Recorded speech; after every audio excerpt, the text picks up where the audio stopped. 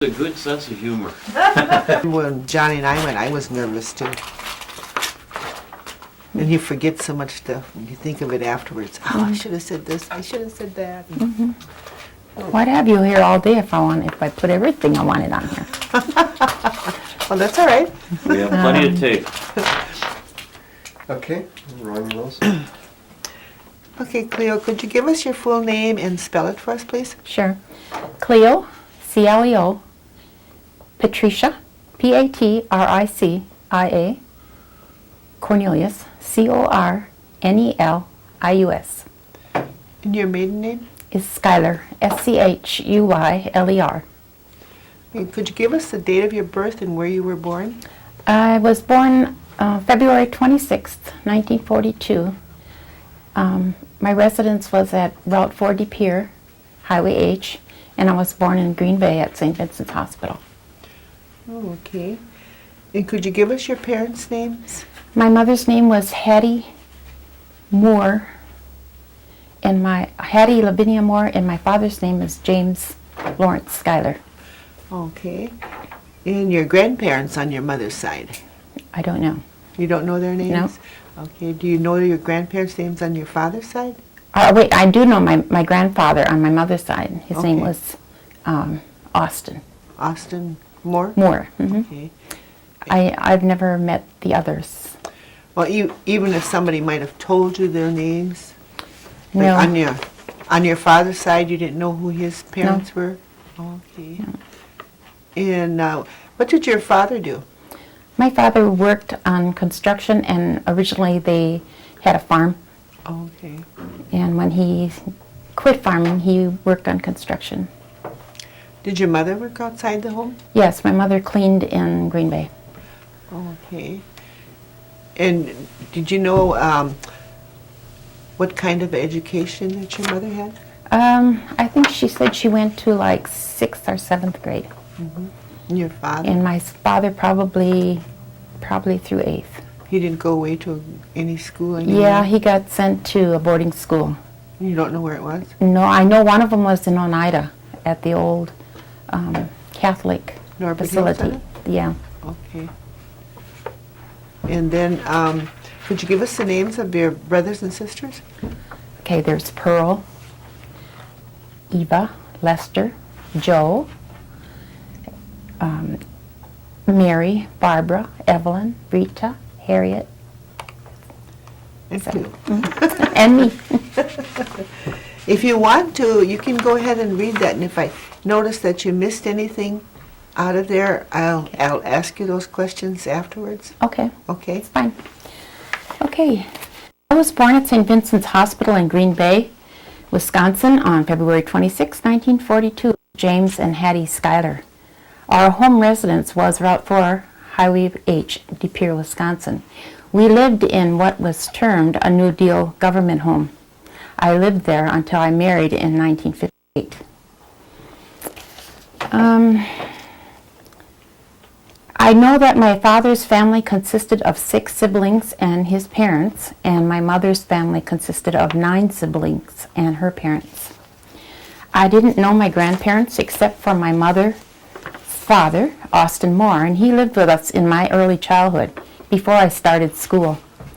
I remember his red hair and beard and the lace-up boots that he would have me unlace after lunch. We'd always sit at that table in the kitchen and took our nap, and I got to sleep on his feet, and he would scratch my head. Then later, I remember the Omar Bakery truck stopping at our house, and it was filled with cakes, pies, cookies, and donuts. And he would always buy some, and we would have tea, which from a saucer. When I was impatient, he would say, "You sit there on that chair and tell me when you see the hands move on the old clock." Of course, that's my page here. I never did. Then he would then when he got ill and moved to my Aunt Jenny's, I remember his funeral there. It was the first time I touched a dead person. My parents were very strict, and a leather strap was always available. We used to hide it, but somehow my mom always found it. I am the youngest of this family, so I grew up with 7 older sisters. I don't remember growing up with my brothers, as they were both in the World War II when I was born. My mother sent a blonde braid of my hair to my brother Lester, and I believe his wife Althea still has it. I can recall both brothers coming home from the war, very handsome in their uniforms. My brother Joe used to let me go for walks with him, and then he'd scare me with the song John Brown's Body. He'd say it was buried on the corner of H and Ranch Road. I don't remember the whole farm we lived on, just in the later years. My father always planted cash crops, and Mom planted vegetables, crops for home canning. I remember riding on a stone boat, picking up stones in the hills and fallen trees in the woods. Two uncles on Moore Road. I also remember riding the bean planter in spring. We planted corn, grain, potatoes, beans, cucumbers, squash, strawberries, raspberries, carrots, onions, beets, radish, lettuce, and pumpkins, and peas and cabbage, of which we harvested and preserved. We also planted flowers, lots of flowers, as that's how I see my mother, a flower in blossom. My father on his tractor, when I'd carry a jar of water from the pump, walking in the furrowed ground. That was one of my jobs when I was very young. Pumping water into jars for those working in the fields. The pumping water from my mother's flowers. We often had numerous other people in our household, aunts and uncles, nieces and nephews, friends who would stay for a bit. I knew most of my mother's brothers and sisters, but not my father's. Only Uncle Tom, Uncle Bill, Aunt Rose, and Aunt Vera. We attended the Oneida Methodist Church all of my years, and I still do. That's 62 years for me. Our whole life was lived around the church. At times we actually walked a lot, even in my teenage years.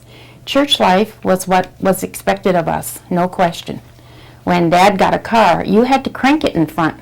He would sit in the driver's seat and honk that horn, which meant we'd better hurry. In my younger years, it seemed groups of farmers went from farm to farm, helping each other with the harvest. I remember long planks set up on sawhorses, filled with food, and everyone helped.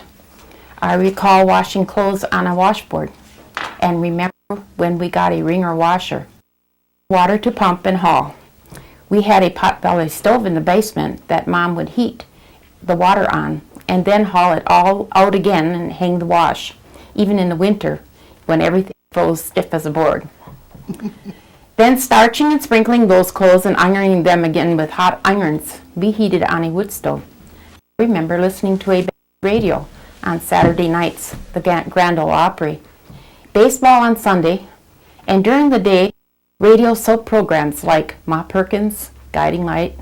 In the winters were cold and lots of snow, huge snow banks on the gravel roads that were so icy we could skate on them. The neighborhood going sliding on John Rice's hill or skating in the pond in our field. Baseball game with the neighborhood kids and outside games like hopscotch, red light, green light, Captain May I, button, and statues, jump rope. When the workday was over, walking back and forth to school at Chicago Corners, rain or shine. Grade school baseball games were mostly won. We used to get to walk up to Silver Summit for the game days. We only had 2 schoolrooms, 1st through 4th and 5th through 8th. Our recess was mostly baseball and tag, a few swings, a slide, and a merry-go-round. Life was simple then, and at 8 p.m., bedtime came quickly. Mary Moss's grocery store was the closest we got to buying most of our needs. We didn't have electricity until I was in 5th grade. We had to haul water. I remember walking home from school in the winter, and we could see the lights on. We got a coolerator. You had to put ice in there when the iceman came around. Then we got a gas burner stove and a very small TV. I remember being flower girl for my sister Eva's wedding. It was so hot and there was so much food. I remember as a very young girl, 8 years I believe, going to Waiwiga with the choir, and I sang Away in the Manger. But I remember my sister Harriet jumping off the chicken house and cutting her leg. We weren't supposed to be up there. I recall going to Detroit on the train. with my mother, we left from the Oneida train depot. I never could understand why depot is pronounced depot. I recall going to South Dakota, Flandreau, for my sister Mary's graduation, and Uncle Bill's daughter pushed me down a flight of stairs on her tricycle. I remember going to church, to camp, choir, Sunday school, MYF, WSCS, Bible school, all the church picnics, talent shows, Christmas programs, and Uncle John being the Santa. Family weddings, birthdays and baptisms, picnics, 4th of July's, parades in Oneida, strawberry socials, Santa coming to Seymour with bags of candy. Cultural practices wasn't done much. Dad didn't teach us the language. We learned words or phrases.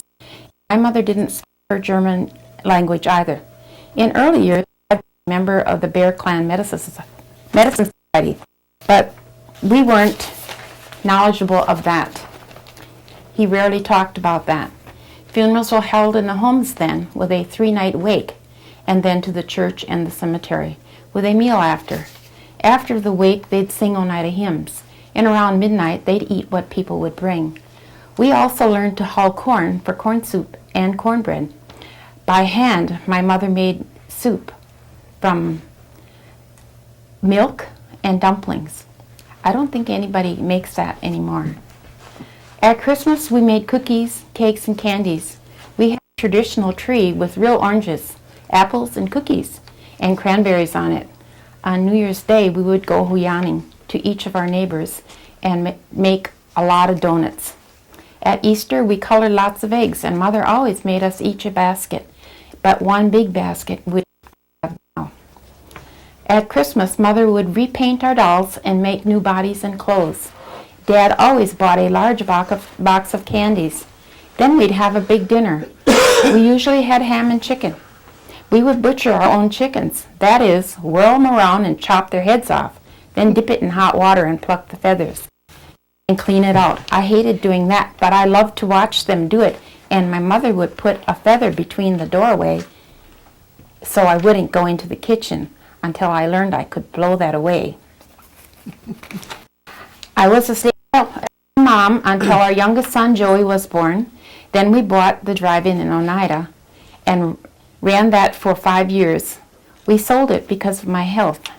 My mother used mayweed for a tonic and a few others, but I didn't know what they were.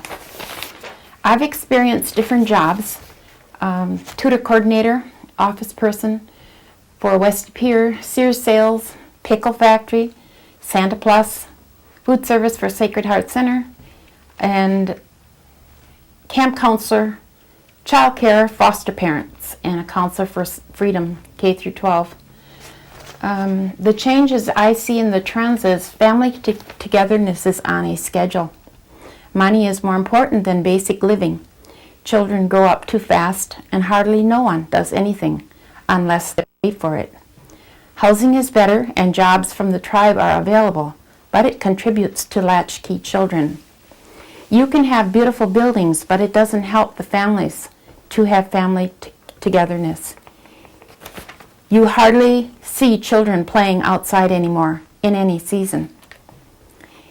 Advice that I would give you, take time to keep your family together.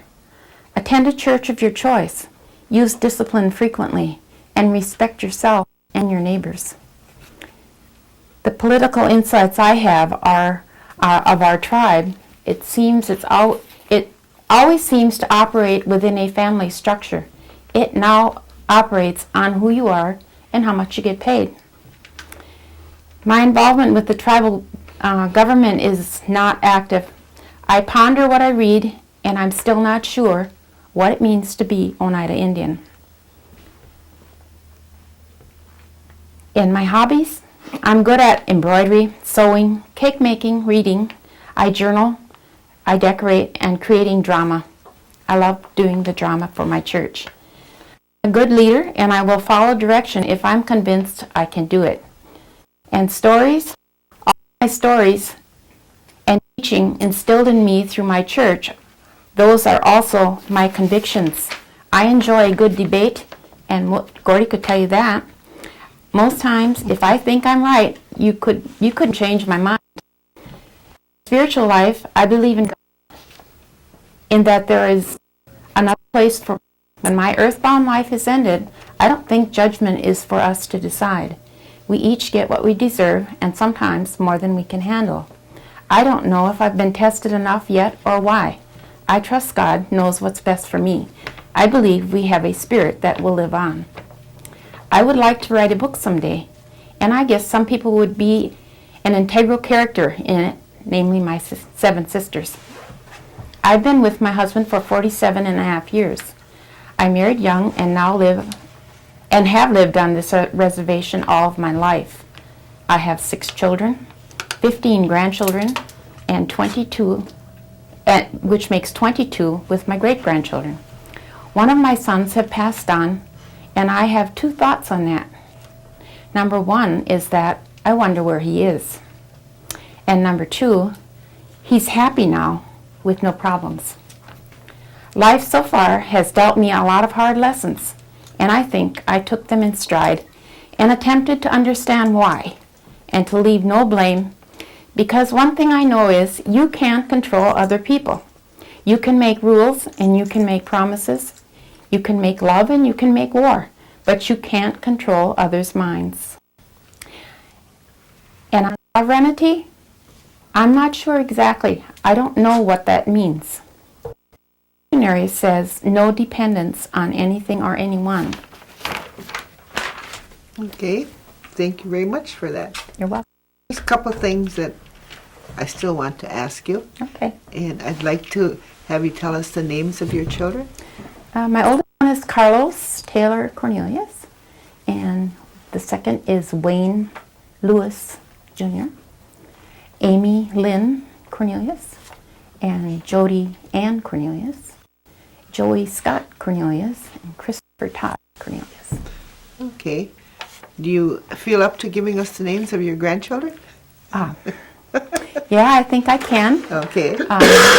There's Dominique, Tasha, Bryce, and Corey, who are my oldest son's children. And Wayne has Alibra and Sandra and Louie. Amy has Eric and Daniel. Jody has Skylar and Chloe. Christopher has Stara, and Joey has Macaneet, Kodiak, and what's his name? I'm forgetting the last one. He's a son, anyway. What about the great-grandchildren? Yeah, there's, let's see, be asked. Ori, Jashan, and William, and Eli, and Jalen, Rainey, and that's it. Okay, quite a large family you Yes. have there. It's Yeah. nice to have a large family. Yeah, it is. Okay, and what is your husband's name? Wayne L. Cornelius Sr. Okay. And when were you married? in 1958? September of 1958. Oh, okay. And could you tell me if your mother used any kind of herbs for medicines? She did, but I don't remember what they were. I knew some of them we picked in our backyard. Yeah. And one of them was that mayweed, I believe that's called. Number 6. Number 6? Yeah. Other than that, I knew she made something with a salve type stuff, but I don't know which animal it came from. But it worked anyway. Yeah. Anything special that you'd like to tell us about your father? Was he ever involved in any kind of tribal politics at all? Yeah, Dad was on the board. I'm not sure what they called it then. The business committee? Yeah, I guess it would have been the business committee. He used to be on that board. Okay. I don't know what positions he held there. I just know he went to the meetings, which we normally held in the homes. They were held in the home? Well, that was a long time ago then, Yeah, wasn't it? very long. Yeah. Okay. You said you rode on the train. You went to, where did you go? To Michigan, To Michigan? Oh. Detroit, Michigan. And who did you go to visit in Michigan? My sister Pearl Oh. and Eva. Oh, and they live in Michigan. My sister was ill at that time, and that would be Gordy's mother. And we went on a train up there. Oh, okay. Did you enjoy the train ride? No, because I got sick on the train.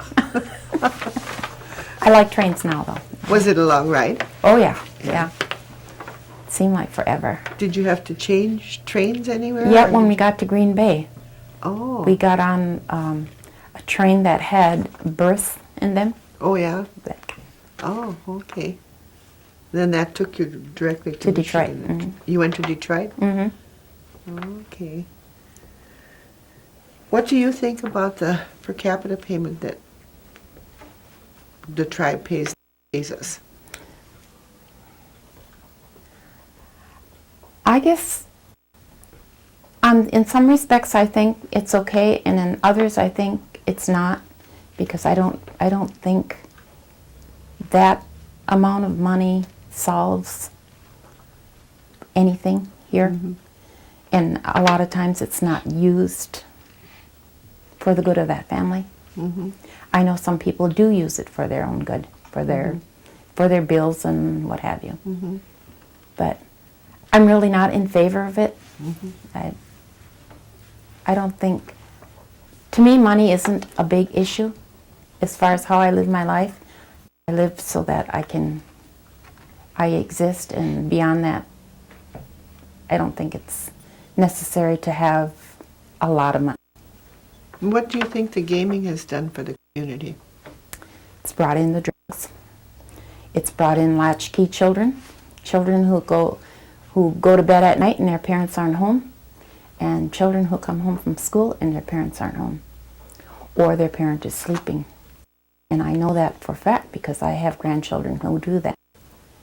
Their parents work at gaming. And a lot of our children are growing up like that.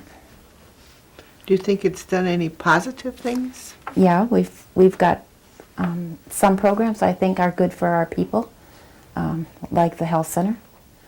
But I see a lot of people using excessive medications, and I don't know. I don't know if that's good compared to years back when we medicated ourselves and lived with that. Now we're mostly on pills. That's how we get from one day to the next. Okay. What does it mean to you to be an elder?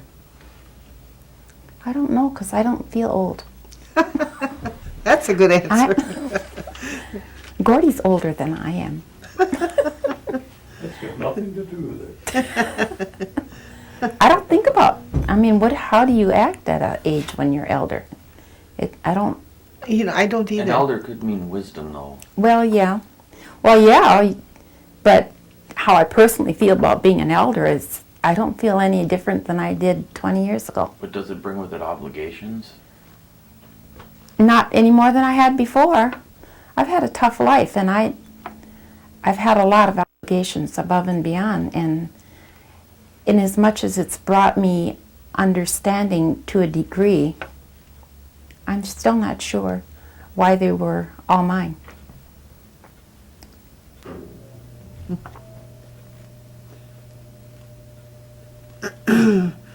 What hobbies did you say you had? I know you mentioned some in your story there, but I can't recall all of them.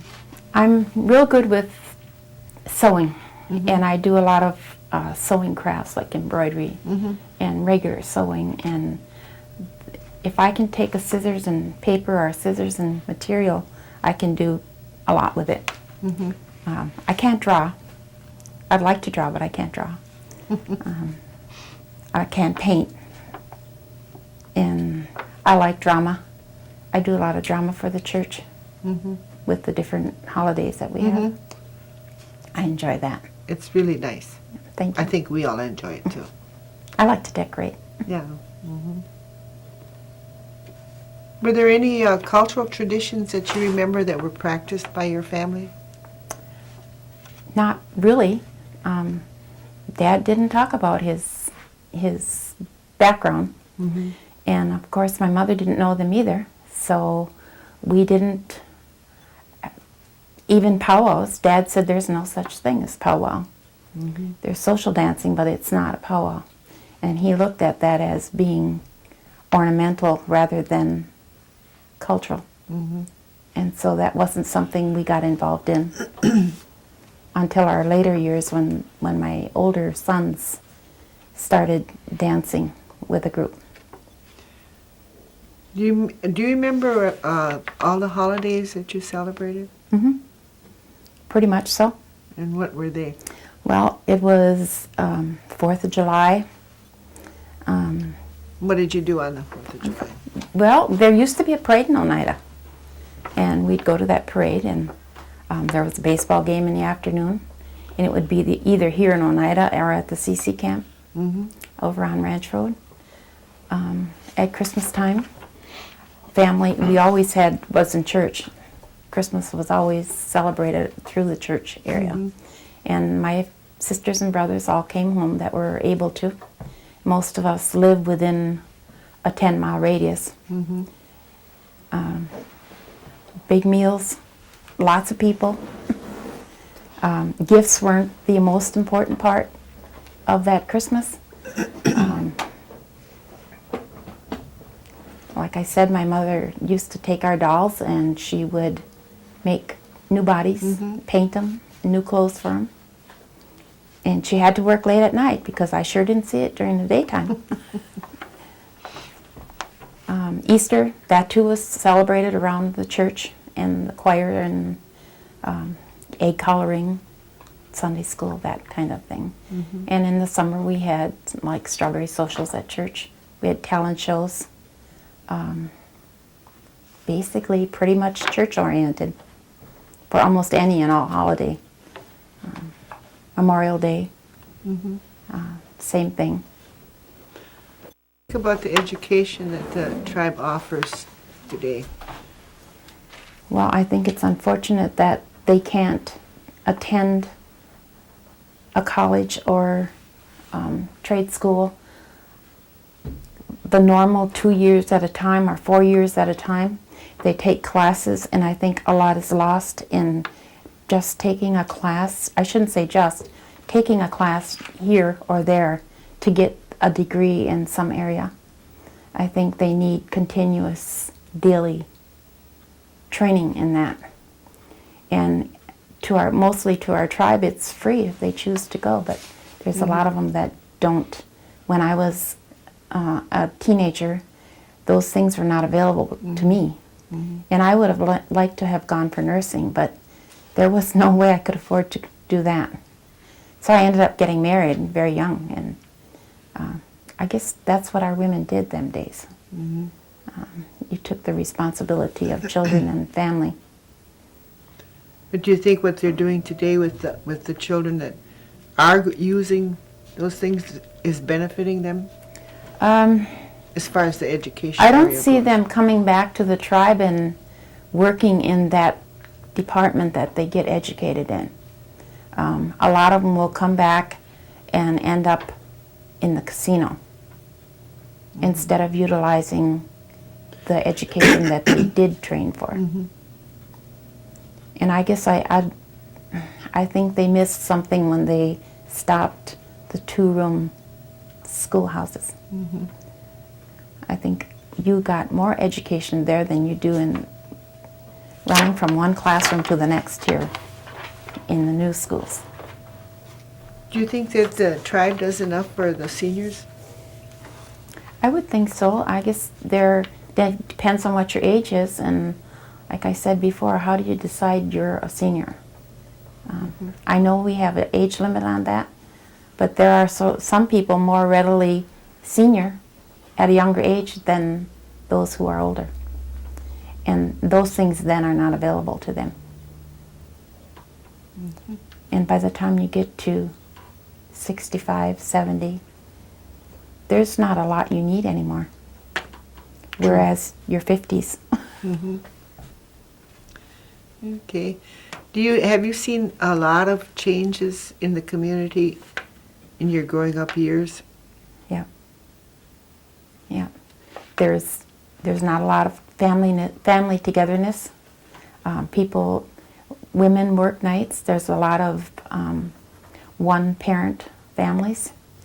The young women are taking on families without the benefit of a husband and father.